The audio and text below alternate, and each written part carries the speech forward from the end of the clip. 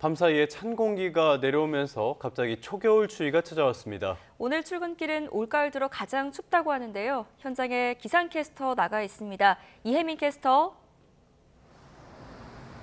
네, 광화문 광장에 나와 있습니다. 네, 옷이 갑자기 두꺼워졌네요. 서울 지금 얼마나 춥습니까? 네, 현재 서울 기온은 5.6도, 체감 온도는 4도 선에 머물고 있습니다. 마치 날이 초겨울처럼 추운 건데요. 어제 같은 시각과 비교했을 때 기온이 7도 이상 낮습니다. 현재 7시를 향해 가면서 출근길에 오른 시민들의 모습도 많이 보이고 있습니다. 지난주와 비교했을 때 옷차림이 확실히 두툼해진 모습인데요.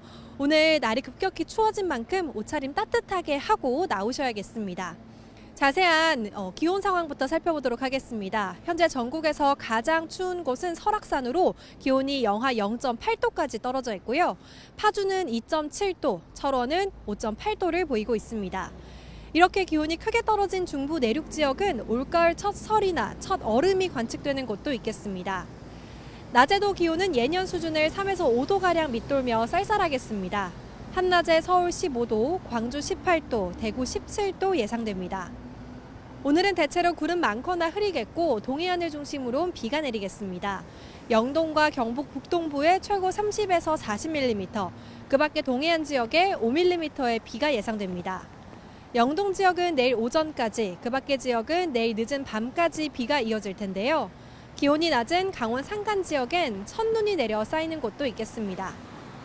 내일은 추위의 기세가 더 강해지면서 중부 내륙은 체감 온도가 영하권으로 떨어지는 곳도 있겠습니다. 때이른 추위는 주 후반에 누그러지겠고요. 이번 주 동해안 지역에는 비가 자주 내릴 전망입니다. 해상과 해안가를 중심으로 강풍이 몰아치고 있습니다. 현재 대부분 해상에는 풍랑특보가, 충남 서해안과 호남 서해안에는 강풍주의보가 내려져 있습니다. 안전사고 발생하지 않도록 주의하셔야겠습니다. 지금까지 YTN 이혜민입니다. 다음 소식입니다. 미국에서 관세 협상 후속 협의 총력전을 벌였던 고위 당국자들이 귀국길에 오른 가운데 이번 주 에이펙을 앞두고 막판 후속 조율이 예상됩니다. 트럼프 대통령은 한국에서 시진핑 중국 국가주석을 만날 것이라며 공정한 거래를 강조했습니다. 워싱턴 홍상희 특파원입니다. 워싱턴 DC에서 무역합의 후속 협상을 벌였던 4인방 가운데 우리 측 대표격인 김정관 산업통상부 장관이 마지막으로 귀국길에 올랐습니다. 미국 측 협상 상대인 하워드 러트닉 상무장관과 밀도 있는 논의를 이어간 데 이어 구금 사태가 발생했던 조지아주에서 기업들과 간담회를 진행했습니다. 관세 협상은 3,500억 달러 규모의 대미 투자 펀드 가운데 선불 현금 비중과 투입 기간 설정이 쟁점인데 전액 선불 투자를 요구해온 트럼프 대통령이 한국의 입장을 수용할지 여부가 관건입니다. 대통령실은 이번 주 초 후속 전략을 확정하고 정부의 입장을 미국에 전달한 뒤 막판 협상에 나설 계획입니다.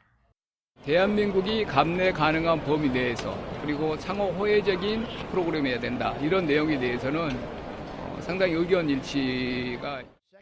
정부가 이달 말 경주에서 열리는 에이펙 정상회의를 계기로 최종 협상 타결을 목표로 하는 가운데 트럼프 대통령은 미중 무역 협상에 대해 긍정적인 전망을 내비쳤습니다.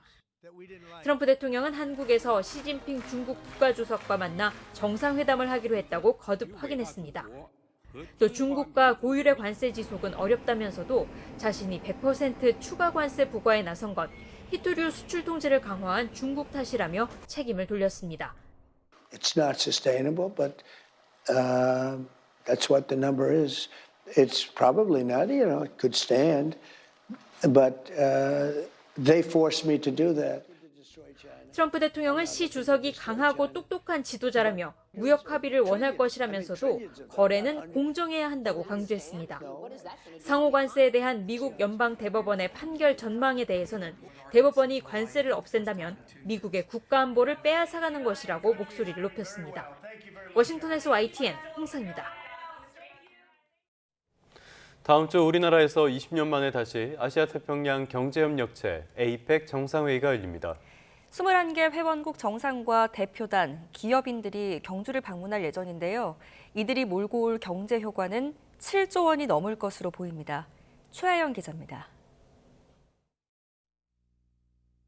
지난 2005년 우리나라에서 처음 열렸던 부산 에이펙 정상회의.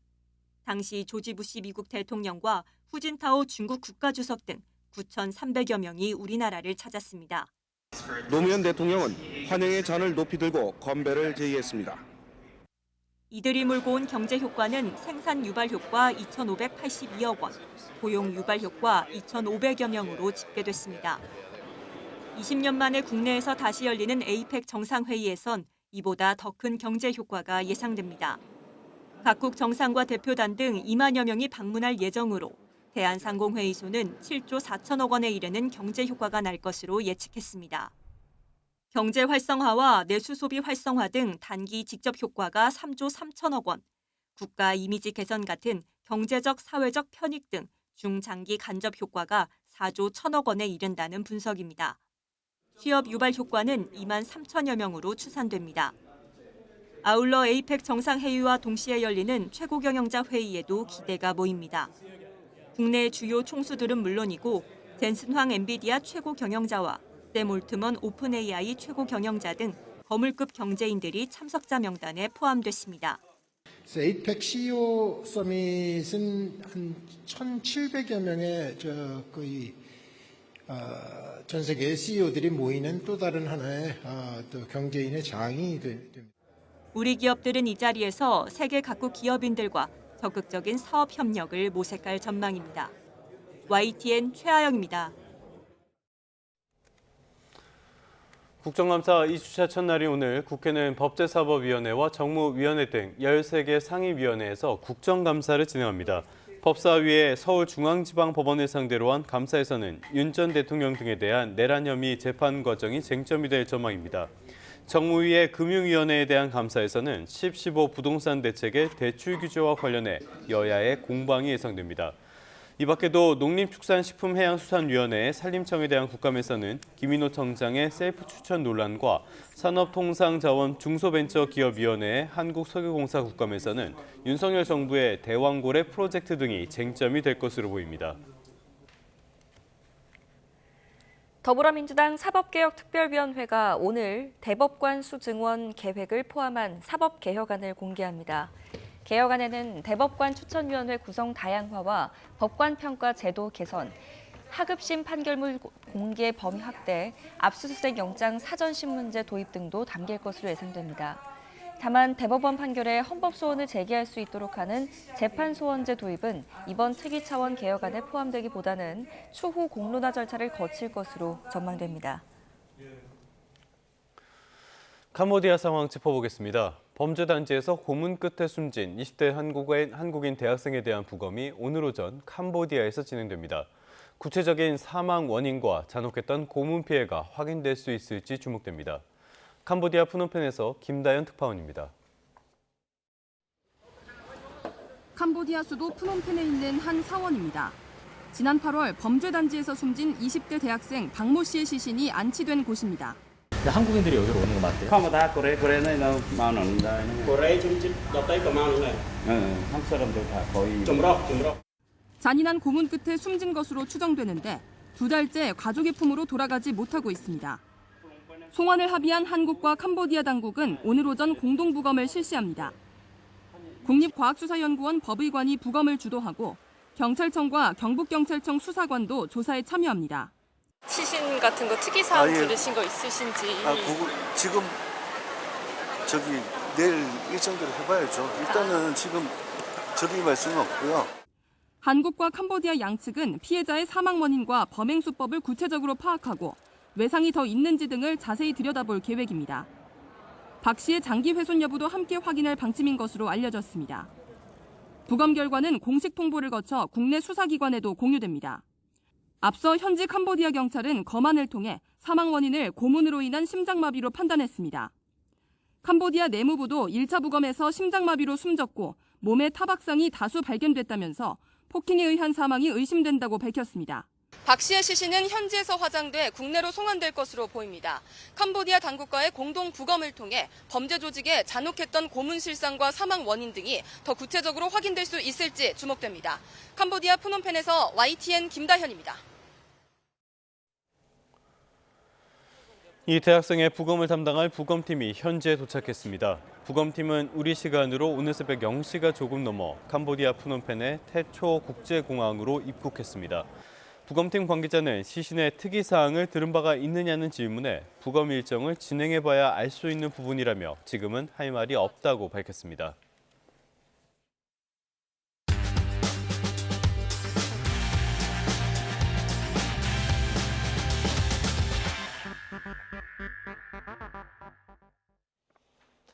(10월 20일) 월요일 스타트 브리핑 시작합니다. 먼저 동아일보입니다. 캄보디아에 있는 범죄 조직들이 최근 단속을 비웃듯 국경지대로 야반 도주를 벌이는 걸로 파악됐습니다. 이웃 국가까지 활동 반경을 넓히기도 합니다. 대표적인 곳이 캄보디아 남부의 국경 도시 바베트입니다. 검문 검색을 피할 수 있는 비밀 도주로가 여러 곳 있다고 하네요. 근처를 오가는 상당수가 단속을 피해서 베트남이나 라오스 등으로 가려는 범죄 조직원들이라고 전해집니다. 캄보디아 전역의 국경지대에 있는 범죄단지 웬치만 해도 이미 수십 곳입니다. 캄보디아 정부와 합동 단속을 벌이려고 해도 범죄 조직이 인접국으로 도주해버리면 허탕에 그칠 수 있다는 우려가 나옵니다. 추가 단속에 나서더라도 이들이 거점을 계속 옮겨가면서 범죄를 이어갈 가능성이 큰 거죠. 중국 SNS에는 여전히 캄보디아 취업을 미끼로 한 유인 게시물이 쏟아지고 있습니다.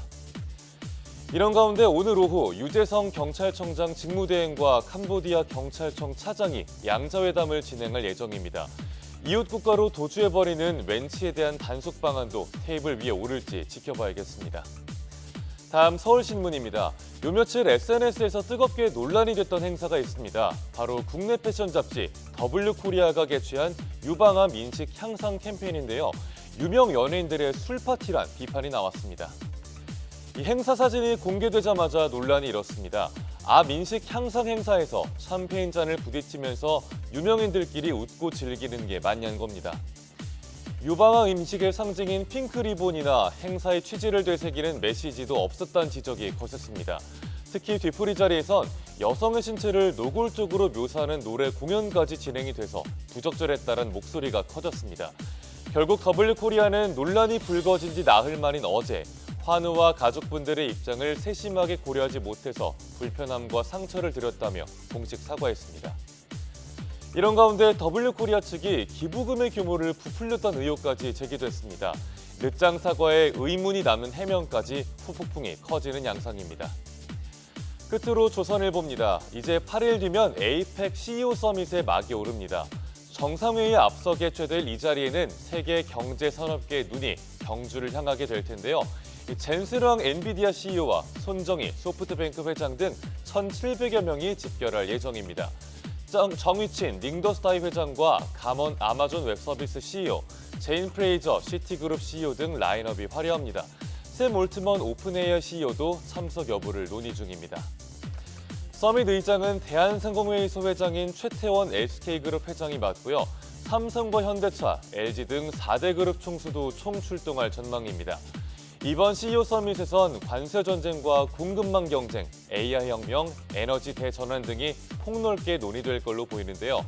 대한상공회의소는 각국 정상급 인사들과 글로벌 CEO들이 직접 소통하는 기회를 많이 만들기로 했습니다. 또 우리 주요 기업들이 기술력을 소개하는 행사를 별도로 열어서 경쟁력을 널리 알릴 예정입니다. 대한상회는 이번 에이펙의 경제 효과가 약 7조 4천억 원, 고용 창출은 2만 3천 명에 이를 걸로 보고 있습니다. 10월 20일 아침 신문 살펴봤습니다. 지금까지 스타트 브리핑이었습니다.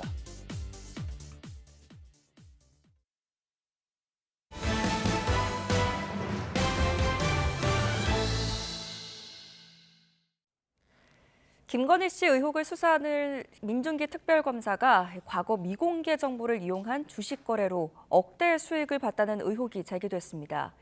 핵심 수사 대상인 김건희 씨도 과거 투자했던 회사인데 민특검 수사의 정당성을 놓고 적지 않은 파장이 예상됩니다. 우정훈 기자입니다. 민중기 특별검사가 투자했던 회사는 태양광 발전 시설을 짓는 네오세미테크입니다. 부산고법 부장판사이던 2008년 비상장 주식 만주 500만 원어치를 보유하고 있다고 신고했습니다. 2010년 4월 신고한 보유 주식은 12,000여 주로 늘었고 이듬해엔 1억 3천여만 원에 모두 판 것으로 나타났습니다. 문제는 민트껌이 주식을 매도한 시점입니다. 이 회사는 2010년 8월 분식 회계가 적발돼 상장 폐지됐습니다. 개인 투자자 7천여 명이 4천억 원 넘게 피해를 봤는데 민트껌은 오히려 차익을 실현했기 때문입니다. 당시 회사 대표였던 오모 씨, 사회이사였다가 거래 정지 직후 사임한 양재택 변호사 모두 민트껌과 대전고, 서울대 동기 동창입니다. 민트껌이 미공개 정보를 접하고 주식을 처분했을 개연성이 의심받는 지점입니다. 이에 민트껌은 특검팀을 통해 지난 2000년 초 회사 관계자가 아닌 지인의 소개로 3천에서 4천만 원을 투자했고 증권사 직원 권유로 판 것이라고 간접 해명했습니다. 하지만 오 대표와 친분 여부는 물론 매도 시점을 밝히지는 않았습니다. 이 회사는 공교롭게도 특검팀의 핵심 수사 대상인 김건희 씨 조사 과정에서도 언급됐습니다. 지난 8월 대면 조사에서 김 씨가 주식을 잘 모른다며 도이치모터스 주가 조작 가담을 부인하자 특검팀은 김 씨의 네오세미테크 신주인수권부 사채 투자 사실을 언급하며 반박한 것으로 전해졌습니다. 김 씨 수사를 총괄하는 민트껌이 유사한 의혹에 휘말리면서 수사의 정당성에도 작지 않은 파장이 불가피해 보입니다. YTN 우종훈입니다.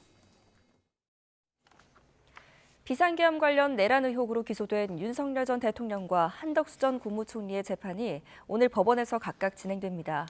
서울중앙지방법원에선 오늘 오전 10시 10분부터 윤 전 대통령의 내란 우두머리 혐의 사건 24번째 공판이 열립니다.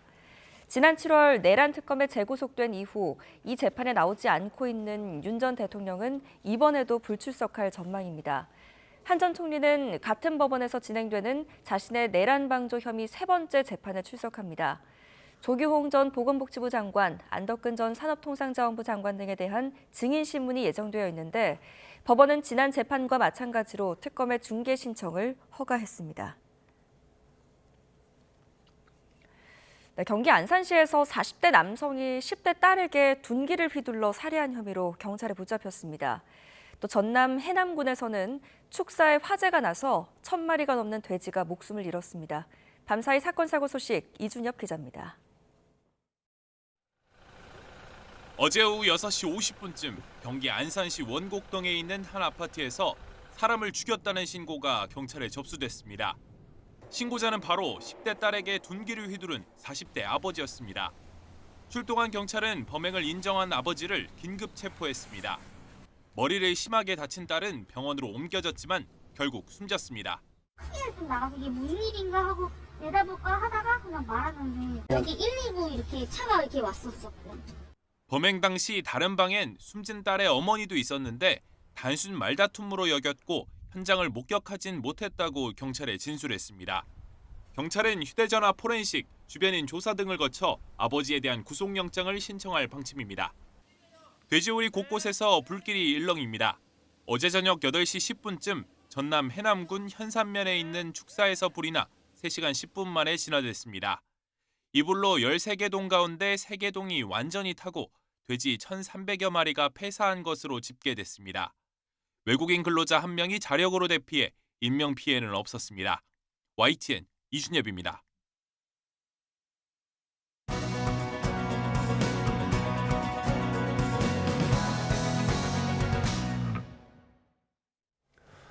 네, 10.15 부동산 대책 발표 이후로 시장은 오히려 더 불안한 분위기입니다.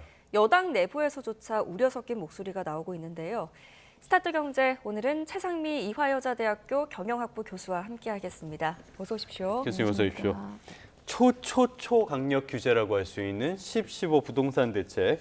여기에 따라서 오늘부터 서울 전역 그리고 경기도 12개 지역까지 해서 27곳이 토지거래 허가구역으로 지정이 됩니다. 이렇게 지정이 되면 뭐가 달라지는 겁니까? 우선 말씀하셨던 대로 이제 토지 거래 허가 구역으로 묶이게 되면은 어떻게 되냐면 모든 거래가 이제 허가제로 전환되는 게 핵심인데요. 허락받고 팔아라, 사든지. 그렇죠. 네, 매매 계약만으로는 소유권 이전이 불가능하게 되고요. 해당 구청이나 시청의 허가를 받아야 소유권을 이제 인정받을 수 있다 이렇게 보면 되고요. 특히 이제 거래 자체가 투기 목적일 때는 허가가 안 되는 게 핵심이고 실거주, 실사용 목적이 이제 증빙이 돼야 이제 소유권 거래가 된다 이렇게 보시면 될 것 같아요. 그래서 예를 들어서 서울 강남구에서 아파트를 살려면 실거주 2년 이상 한다 하고 이런 계획을 제출해야 되고요. 그 기간 동안은 전세나 단기 매도도 불가능하다 이렇게 보시면 됩니다. 네. 네. 그래서인지 규제 전에 서둘러서 사고 팔자라고 해서 이 거래가 급격하게 늘었다고 하는데 얼마나 늘었습니까? 이게 보니까 이제 그 발표 직전에 한 5일간 거래를 보니까요. 서울 아파트 거래가 476건으로 평소보다 2배 이상 폭증했습니다. 그래서 이게 보면 규제 전에 빨리 사야겠다라는 이제 매수 심리가 한꺼번에 몰렸다고 보일 수 있고요. 이게 왜 그러냐면 이런 강력한 조치가 이제 나오게 되면 단기적으로는 투기 수요를 억제할 수 있지만은 동시에 거래 절벽을 유발할 수 있거든요. 그래서 이게 매매가 사실상 어렵게 되니까 그 전에 빨리 매매를 하자 마지막 기회다라는 불안 심리가 작용을 했고요. 두 번째는 LTV 40% 이제 제한이 생겼잖아요. 그러니까 대출이 줄기 직전에 그렇죠. 미리 자금 조달을 해가지고 매매를 하겠다 이제 이런 심리가 작용했다 볼 수 있죠. 네. 실제로 지난주에 대책이 나온다라고 예고가 됐기 때문에 그걸 앞두고 어마어마한 거래가 몰렸다라는 소식도 전해지고 있는데요. 지금 이제 또 관심이 가는 거는 세금 문제가 아닐까 싶습니다. 지금 정부 쪽 구윤철 부총리라든지 이쪽에서는 보유세에 대한 이야기들을 하고 있거든요. 응능 부담이라는 이야기도 했는데 그러니까 능력만큼 세금을 부담해야 된다. 반대로 여당 쪽에서는 별로 시큰둥한 반응인 것 같아요. 세제 개편 어떻게 전망하고 계십니까? 이게 말씀드렸듯이 이제 보유세 강화하게 되면은 부자는 세금을 더 내라 이제 이런 거거든요. 납세 이력이 맞으면 공평과세라고 하는데 이제 예를 들어서 이제 뭐 구윤철 부총리가 미국 수준의 재산세 1%를 언급을 했단 말이죠. 이렇게 되면 50억 원짜리 주택을 보유하고 있다 그러면 연 5천만 원의 세금을 더 내야 되거든요. 이제 이렇게 되면 고가 주택을 계속 보유하기가 어렵게 되니까 시장에 매물이 증가할 수 있다는 이제 논리가 있어요. 그렇지만 정치권은 신중할 수밖에 없는 게 왜 그러냐면 조세 형평성하고 또 시장 심리 사이에서는 이제 약간 조율이 필요하잖아요. 그래서 보면 이게 보유세, 거래세 이거를 이제 합리화를 해야 되는 게 보유세를 강화하게 되면은 매물이 나올 수 있는데 사실 양도세가 또 낮아지지 않으면 이걸 팔면 법만큼 다시 세금으로 내보내야 되니까 내야 되니까 이게 이제 다시 부동산세까지 주요 이슈로 떠오르는 이런 이제 현상까지 나타나고 있거든요. 근데 이게 보게 되면은 사실 이런 보유세나 부동산세를 이제 올리게 되면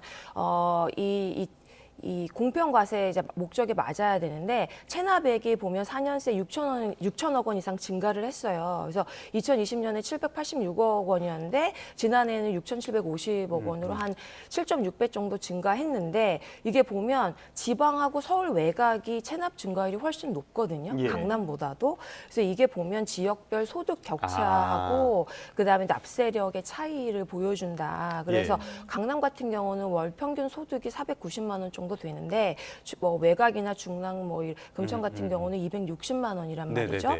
그래서 세율은 같지만 실제 세금 낼 여력이 다르기 때문에 이런 보유세가 올라갔을 경우에 체납액이 외곽이나 지방이 더 증가한다는 측면에 있어서는 사실 응능 부담이라는 원칙을 설계로 이제 실제로 설계에 반영을 해야 되는데 이 부분이 실제 적용 가능하도록 조절하는 게 필요하다 이제 보는 거죠. 알겠습니다. 부동산 세금과 관련해서는 간단한 원칙이 보유세는 높이고 양도세는 낮추는 건데 이게 계속 안 되고 있단 말이에요. 거기다가 말씀해 주신 것처럼 이렇게 하게 되면 서울 외곽 지역 부담이 커질 것이다. 노년층들의 부담도 커질 가능성이 크다라는 우려도 있어요. 그렇죠. 지금 보시면 종부세 납부자가 한 57%가 60대 이상이란 말이죠. 근데 이런 노년층들은 은퇴한 상황이기 때문에 실제 이제 소득, 세금을 낼 수 있는 소득이 없는 상황이잖아요. 부동산은 있지만은 벌어들이는 돈은 없다, 현금은 없다. 그렇죠. 현금이 없는 거죠. 그래서 이들이 부담한 세액이 6,244억 원이에요. 전체 종부세 절반을 넘는 이제 부분이거든요. 그래서 말씀하신 대로 현금 유동성이 매우 낮은 은퇴 세대라기 때문에 이제 세금을 마련할 방법이 없게 되는 거죠. 그래서 실제로 이제 데이터를 봐도 노원이나 도봉이나 관악 같은 서울 외곽 지역의 종부세 체납률이 6.8% 증가를 했고 그다음에 고소득 수요가 몰리는 강남은 세부담을 또 임차인한테 전가할 수 있지만 외곽 지역은 또 임차인을 구하기도 어렵고 그래서 이게 중요한 게 전문가들은 이제 세제 개편할 때 소득하고 지역하고 연령별 차등화 정책을 좀 마련해야 된다라고 얘기를 하고 있습니다. 네, 여기에 서울 전역 토호제 지정 그리고 전세 3+3+3법 개정안도 발의된 상태인데 이렇게 되면 계약갱신을 강제하는 성격이 있다 보니까 임대인들 입장에서는 이 전세를 좀 기피하게 될 것 같은데요. 어떻게 보세요? 네, 이번 법안에 따르면은 이제 임대차 기간을 2년에서 3년으로 늘리고요. 그다음에 무조건 그 임차인의 그 의지에 따라서 2회 갱신을 허용하게 되거든요. 그래서 네. 한번 임차하게 되면은 최대 9년까지 거주를 하게 되는 이제 이런 법안입니다. 그럼 이게 어떻게 되면 시장에서는 임대료를 통제한다는 이제 그 시그널로 작용할 수 있고요. 이렇게 되면 이제 임대인 입장에서는 전세를 기피할 수밖에 없는 거죠. 그래서 그렇죠. 실제로 전세 매물을 보면은 1년 새 평균 22.3% 지금 감소한 걸로 보여주고요. 강동구, 강북, 광진, 관악 등 거의 절반 이하로 지금 줄었습니다. 그래서 보면 이제 월세 같은 경우로 빨리 전환되는 걸로 보이는데 2020년에 92.1% 월세 지수가 올해는 129.7%까지 상승을 했단 말이죠. 그래서 결국 보시면은 임대인 입장에서는 장기적으로 묶이는 전세보다는 월세가 낫다라는 판단을 내릴 그렇죠. 수밖에 없고 예. 이게 이제 전세제도를 이제 유지하는 게 지금 주거 사다리를 우리나라에서는 이제 그렇죠. 필요한 상황이잖아요. 예, 예, 그러니까 예. 임대인에게 세대 인센티브 같은 걸 좀 제공을 하거나 아니면 보증보험이나 이자 지원제도 등을 이제 병행을 해야 시장 충격을 완화할 수 있을 것으로 보입니다. 네. 재개발, 재건축 이야기도 안 해볼 수가 없을 것 같은데요. 지금 규제 지역, 또 토호구역 지정, 대출 규제 이렇게 3중 압박이 가해지다 보니까 재건축 시장에도 비상이 걸린 거 아니냐 이런 목소리가 나오고 있거든요. 공급에도 문제가 생기는 걸까요? 어떻게 보세요? 그렇죠. 이번 대책을 보면 이제 재건축하고 재개발 조합에도 직접적인 영향을 줄 수 있다고 보이는데요. 이제 서울하고 경기 주요 정비 사업지 200여 곳이 다 규제 지역으로 좀 묶인 상황이잖아요. 그러면은 무슨 이제 뭐가 일어나면 조합원이 지위를 양도하는 것을 제한하게 되고요. 재당첨 기회도 제한하고 대출 규제도 한꺼번에 작동을 하게 됩니다. 네. 그래서 재건축은 조합 이제 설립 인가 이후에 그다음에 재개발은 관리 처분 인가 이후부터 양도가 불가능하게 되기 때문에 네. 입주권 거래가 이제 끊기게 되고요. 사업 자금 조달이 막힐 우려가 굉장히 크게 되거든요. 그래서 이주비 대출 한도도 여전히 6억 원에 묶여 있게 되니까요. 결국 신규 진입이 어려워진다라고 보시면 되고 기존 조합원은 매도가 어렵게 되니까 당연히 공급이 줄어들 수밖에 없고 그렇죠. 예, 분담금 예. 증가되고 그다음에 이제 속도 거래가 저하돼서 이제 악순환이 예상되고 장기적으로 볼 때는 공급 위축이 일어날 수밖에 없다. 공급이 줄어들면 결국에는 집값이 다시 상승할 수밖에 없으니까 이제 이것도 배제할 수 없는 상황이 된 거죠. 네. 전반적인 상황을 보면은 똘똘한 한채 현상을 더욱 부추기는 거 아닌가라는 네, 생각도 맞습니다. 들고요. 네. 마음만 급했지 제대로 검토한 정책을 내놓은 건지 굉장히 의문이 드는 것도 사실이긴 합니다. 네. 자, 다음 소식으로 한번 가보도록 할까요? 우리와 미국의 관세 후속 협의 계속 이어지고 있는데 막판 조율 잘 진행되고 있다 이런 이야기들이 나오고 있더라고요. 쟁점 역시 3,500억 달러 투자 문제겠죠? 그렇죠. 그래서 이게 보면 이제 도널드 트럼프 미국 대통령이 한미 통상 협력과 관련해서 이제 계속 얘기하고 있는 게 한국이 미국에 투자해야 될 돈이 3,500억 달러다. 예. 우리나라 돈으로 490조 원 되잖아요. 근데 이게 항상 선불이다라고 이제 계속 언급을 하고 있단 말이죠. 그래서 정부 공식 발표에 따르면은 아시다시피 한국 정부는 한미 간 관세율을 기존 약 25%에서 15%로 인하하는 대신에 한국 기업이 미국의 대규모 투자를 약속하는 조건을 지금 합의한 상태잖아요. 예. 근데 이제 투자 방식하고 집행 조건에 대해서는 아직 합의가 안 됐어요. 그래서 미국은 지분으로 투자하고요. 현금을 직접 송금하길 바라고 수익의 90%를 미국이 가져가는 걸 이렇게 요구하고 있죠. 말도 안 되는. 예. 너무 이게 위험한 상황이잖아요. 그래서 3,500억 달러가 집중적으로 이제 집행이 되면은 우리나라 외환 시장하고 환율에 미칠 영향이 매우 크니까 이제 통화 스와프도 이제 요구하고 안전장치를 요구하고 그 다음에 이제 그 지분은 최소화하는 대신에 뭐 보증보험 방식으로 이제 그 투자를 이행하는 조건으로 이제 수행하기를 원하게 되는데요. 이게 지금 아직 자동차나 반도체 등 이제 주력 산업에 대한 추가 관세가 언제 인하될 것인지에 대해서 여전히 지금 불투명한 상황이어가지고 이제 우리나라 같이 수출 의존도가 높은 한국 기업들은 지금 굉장히 긴장하고 있는 상황이죠. 그래서 그 선불 이 조건이 해결되지 않으면은 한국에는 실질적 부담으로 전환될 위험이 굉장히 크기 때문에 이 부분에 지속적으로 계속 협상이 진행돼야 될 것 같습니다. 네. 또 이번에 미국에 간 건 고위 당국자뿐만이 아니고 재계 총수들도 갔는데 트럼프와 7시간 정도 골프를 같이 쳤다고 합니다. 근데 골프만 치진 않았을 거 아니에요. 어떤 이야기 했을까요? 그렇죠. 아직은 이제 공식적으로 밝혀지진 않았지만 이게 이제 비공식 경제 외교 채널로 이해가 되는 거잖아요. 그래서 그 플로리다 웨스트팜비치 골프장에서 말씀하셨듯이 7시간 넘게 교류를 했다고 합니다. 그래서 논의됐을 가능성이 높은 주제를 좀 보면은 미국 내 투자 중요한 이슈죠. 근데 투자하는 대신 보조금을 얼마나 확보할 수 있을지가 굉장히 중요할 것 같고 대규모 투자를 우리나라 기업들이 하게 되면은 미국 정부가 어떠한 인센티브나 세제 혜택을 줄 것이냐에 대해서 논의됐을 가능성이 굉장히 높고요. 그다음에 한국이 이제 대미 투자 약정을 통해서 관세 인하 조건을 받아내려고 지금 하고 있잖아요.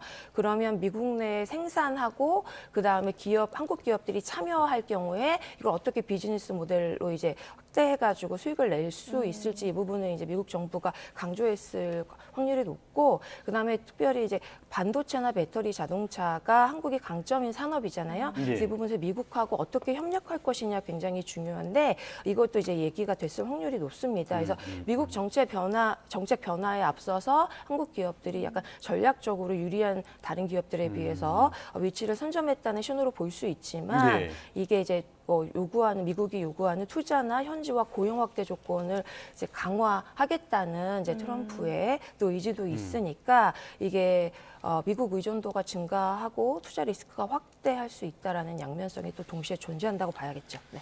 알겠습니다. 이제 곧 APEC 정상회의를 앞두고 있기 때문에 이런 측면에서 관심들이 많은데요. 어떤 협의가 더 이루어지게 될지 저희도 계속 지켜보도록 하겠습니다.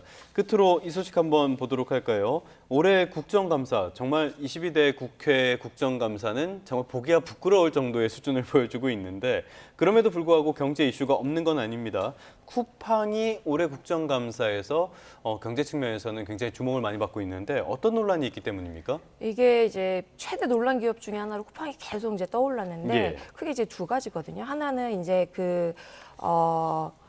미지급, 퇴직금을 미지급했다라는 거예요. 그래서 이보다 과로사가 많이 일어났다. 이게 보면은 고용노동부 이제 국감에서 현직 검사인 문지석 부장검사가 검찰 지휘부가 핵심 증거를 누력해서 그 쿠팡 물류센터에서 노동자 퇴직금을 미지급했다. 근데 이거를 이제 무혐의로 처분했다라는 거거든요. 그래서 물류센터 노동자들의 처우 개선 문제, 그다음에 책임을 누가 질 것이냐, 그다음에 과로사. 하고 오랫동안 이제 장시간 노동 문제가 이제 전체 택배나 물류 산업에서 구조적으로 계속 일어나는 이슈거든요. 근데 쿠팡이 이제 제일 큰 기업이다 보니까 대표격으로 지금 지목된 셈이고요. 두 번째는 이제 공정거래하고 입점거래업체 수수료, 그다음에 멤버십 논란인데요. 이제 농수산물 입점 업체들에 대해서 수수료를 좀 높게 책정했다. 그다음에 정산 주기를 길게 책정해서 불리하다. 타사 대비 이제 불리하다는 지적이 나왔고요. 이제 멤버십이 한 달에 한 번씩 이제 멤버십 비를 내고 그다음에 이제 회원으로 등록한 다음에 무료 배달을 받는 제도인데요. 이제 48,000명 이상의 회원들이 모르는 사이에 동의하도록 이제 올리는 것에 대해서 유인했다라는 조사 내용이 공개가 됐고요. 여기에 대해서 공정거래위원회가 제재 절차에 착수한 상태입니다. 더불어서 이제 개인정보 유출됐다. 그다음에 물류센터의 환경이 좋지 않다라는 들도 이제 여러 가지로 거론되고 있습니다. 따지고 보니까 뭐가 많기는 상당히 많네요. 지난 14일에 쿠팡 의장 국감 증인으로 채택이 됐었는데 안 나왔죠? 네네네.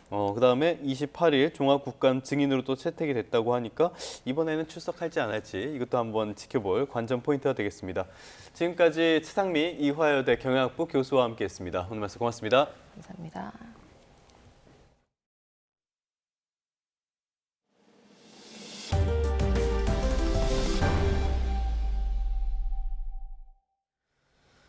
다음 소식입니다. 세계에서 가장 많은 관람객이 찾는 루브르 박물관에서 영화에서나 볼 법한 그런 일이 벌어졌습니다. 4인조 강도가 사다리 차를 타고 침입해서 값을 매기기도 어려운 귀중한 보석 유물 8점을 훔쳐 달아났습니다. 이경아 기자입니다. 프랑스 왕실 보석들이 전시된 루브르 박물관의 아폴론 갤러리. 개장 30분 뒤 4인조 강도가 들이닥쳤습니다. 이들이 노린 건 나폴레옹 1세 부인의 목걸이 등 보석 유물 9점입니다. 이 중 나폴레옹 3세 부인의 왕관은 떨어뜨리고 달아났습니다. Et donc nous sommes en train d'évaluer évidemment ce préjudice et du butin qui a été volé. Et donc 범행에는 불과 10분도 채 걸리지 않았습니다. 강도들은 생강 쪽에서 사다리 차를 타고 침입해 스쿠터를 타고 도망쳤습니다. 관람객들이 입장한 뒤 벌어진 강도 사건에 현장은 대혼란이 빚어졌습니다. Lots of confusion, lots of misdirection, They and would then they say ran us all out. They would say go this way and that would be closed, and so then we would turn around and go the other way. 한 해 900만 명이 다녀가는 명소 루브르 박물관에서 벌어진 사건에 세계가 놀랐습니다. 박물관 직원들은 그동안 보안 강화가 필요하다는 경고가 이어졌다고 주장합니다. En fait, c'est parce que il y a une tendance générale à baisser la garde sur ce qui relève de la sécurité pour se concentrer sur des activités autres. 전문가들은 강도들이 보석을 훔치는 데는 성공했지만 팔긴 어려울 것이라고 예상했습니다. Ces pièces sont trop connues, trop médiatisées. C'est un peu comme à l'époque où on avait volé la Joconde. 마크롱 프랑스 대통령은 소중한 유산에 대한 공격을 용납할 수 없다며 모든 보석을 되찾고 범죄자들을 심판대에 세우겠다고 강조했습니다. YTN 이경아입니다. 미국 전역에서는 트럼프에 반대하는 시위가 열렸습니다. 시위대는 트럼프의 권위주의적인 모습에 반대하면서 왕은 없다라고 강조를 했는데요. 트럼프는 자신은 왕이 아니라고 답변했습니다. 하지만 하는 행동은 영 딴판입니다. 트럼프 행정부는 연방정부의 일시적 업무 정지를 기회로 삼아 민주당이 중시하는 복지 프로그램을 없애고 정적 수사에도 속도를 내고 있습니다. 뉴욕에서 이승윤 특파원입니다. 트럼프 미국 대통령은 폭스뉴스와의 인터뷰에서 미국 곳곳에서 열린 왕은 없다 집회와 관련해 자신은 왕이 아니라고 강조했습니다. This rally that's happening this weekend, the No Kings rally? No, I mean, some people say they want to delay it for the king. This is more not a than king. You know, they're referring to me as a king. I'm not a king. Right. 그러면서도 연방정부의 셧다운, 일시적 업무 정지 사태를 기회로 복지 프로그램 등 민주당 사업만 줄이고 아예 없앨 것이라고 밝혔습니다. 공화당 소속 마이크 존슨 하원 의장도 시위대의 주장대로 트럼프 대통령이 정말 왕이었다면 시위가 벌어지지 못했을 것이라며 옹호했습니다.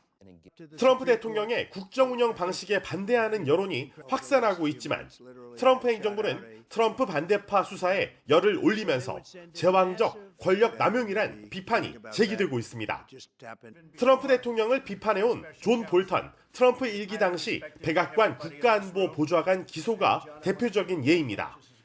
역시 정적으로 분류되는 러티샤 제임스 뉴욕주 법무장관, 제임스 코미 전 FBI 국장도 연이어 수사를 받고 있습니다. 반트럼프 정서가 강한 미국 주요 대학들은 유학생 등록률을 15%로 낮추는 등 입맛에 맞는 협약 체결을 압박하고 있습니다. 트럼프 행정부가 거침없이 정책을 밀어붙이고 반대파가 이에 이의를 제기하면서 주요 정책 사안들은 줄줄이 법정으로 향하고 있습니다.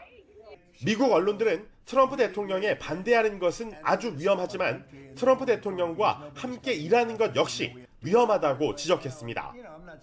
뉴욕에서 YTN 이승윤입니다. 트럼프는 또 보스턴과 로스앤젤레스를 꼭 집으면서 내년 월드컵과 2028년 올림픽 개최를 무산시키겠다고도 경고를 했습니다. 모두 진보 성향이 강한 도시들이라 스포츠를 정치에 이용한다는 지적도 나오는데요. 트럼프의 엄포답게 현실화 가능성은 거의 없습니다. 신호 기자입니다. 지난 5일 새벽 미국 보스턴에서 경찰차 한 대가 불에 탔습니다. 거리를 점거한 시위대가 던진 폭죽 때문이었는데 다른 지역에서 온 10대 2명이 체포됐습니다. The outside individuals who came into our city to cause disorder and brought dangerous illegal behavior here will be prosecuted. 이 사건에 대한 질문이 나오자 트럼프 대통령은 민주당 소속 보스턴 시장부터 비난하기 시작했습니다. At least she's intelligent. You know, some are extremely low IQ. Those bother me more. She's intelligent, but she's radical left. 그러면서 이런 사건이 계속되면 내년 북중미 월드컵의 보스턴 경기를 다른 곳으로 옮기라고 피파 회장에게 말하겠다고 경고했습니다. And if I feel there's unsafe conditions, I would call Gianni, the head of FIFA, who's phenomenal, and I would say, let's move it to another location. And he would do that. 이민자 단속 반대 시위로 트럼프 정부와 악연이 깊은 진보 성향 도시 로스앤젤레스의 2028년 올림픽에 대한 언급도 빠뜨리지 않았습니다. You know, we have events that are in different locations for the Olympics. It's based in LA. If I thought LA was not going to be prepared properly, I would move it to another location. 지난달 25일에는 시애틀과 샌프란시스코를 좌파 미취광이들이 운영하는 도시라고 표현하면서 월드컵 본선 경기 취소를 위협했습니다. 트럼프 대통령은 도시의 안전을 문제 삼지만 선거 때마다 트럼프의 공화당 후보들이 힘을 못 쓰는 도시라는 공통점이 있습니다. With all due respect to current world leaders, football is bigger than them, and football will survive their regime, their government, their slogans. 노벨 평화상을 원한다고 받을 수 없는 것처럼 월드컵과 올림픽 개최지도 대통령 마음대로 바꾸기 어렵습니다. YTN 신호입니다. 끝으로 출근길 날씨 살펴보겠습니다. 현장에 기상캐스터가 나가 있습니다. 정수현 캐스터. 네, 서울 광화문에 나와 있습니다.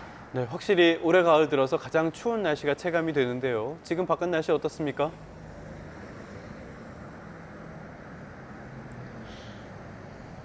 네, 밤사이 계절이 가을에서 초겨울로 급변한 듯합니다. 현재 서울 기온 5.3도로 올해 가을 들어서 최저 기온을 기록하고 있는데요. 찬바람의 체감 온도는 이보다 2에서 3도가량 더 낮습니다. 출근길에 오른 시민들의 옷차림도 당장 어제 아침보다 더 두꺼워진 모습입니다. 코트나 얇은 패딩을 걸친 모습이고요. 이 밤사이 초겨울 추위가 찾아온 만큼 오늘 나오실 때는 옷차림 따뜻하게 하셔야겠습니다. 네, 전해주신 것처럼 기온이 큰 폭으로 떨어지면서 일부 내륙 지역에서는 첫설이나 얼음이 관측될 가능성도 있다고요? 네, 급격한 기온 변화가 나타나면서 오늘 중부 일부 내륙에는 첫설이나 첫 얼음이 관측될 수 있겠습니다. 오늘은 낮에도 예년 기온을 밑돌면서 종일 쌀쌀한 가운데 당분간 때이른 추위는 주 후반까지 계속되니까요. 보온에 각별한 주의가 필요하겠습니다. 자세한 지역별 현재 기온부터 살펴보도록 하겠습니다. 현재 전국에서 가장 추운 곳은 설악산으로 영하 0.8도까지 떨어져 있고요. 파주는 3도, 세종은 6도를 보이고 있습니다. 한낮 기온은 서울이 15도, 대전 16도, 광주 18도가 예상되고요. 예년 기온을 3에서 5도가량 밑돌면서 낮에도 쌀쌀하겠습니다. 오늘 전국 하늘이 흐리거나 구름 많겠고 동해안을 중심으로는 비가 내리겠습니다. 영동과 경북 북동부에 최고 30에서 40mm, 그 밖에 동해안 지역에는 5mm 미만의 비가 예상됩니다. 영동 지역은 내일 오전까지, 그 밖의 지역은 내일 늦은 밤까지 비가 이어질 텐데요. 특히 기온이 낮은 강원 산간 지역에는 첫눈이 내릴 가능성이 있겠습니다. 내일은 일부 중부 내륙의 체감 온도가 영하권으로 떨어지면서 때이른 추위가 절정을 이루겠습니다. 추위는 목요일까지 이어지겠고 이번 주 동해안에는 비가 자주 내릴 전망입니다. 현재 바다 날씨도 좋지 않습니다. 현재 대부분 해상에는 풍랑특보가, 또 일부 서해안에는 강풍주의보가 내려져 있습니다. 또 당분간 동해안을 중심으로는 너울성 파도도 높게 밀려들 것으로 보여서 해상과 해안가에서는 안전사고에 유의하셔야겠습니다. 지금까지 광화문에서 YTN 정수현입니다. 네, 10월 20일 YTN 뉴스타트 모두 마무리하겠습니다. 네, 날씨가 갑자기 추워졌습니다. 건강관리 잘하시기 바랍니다. 시청해주셔서 고맙습니다.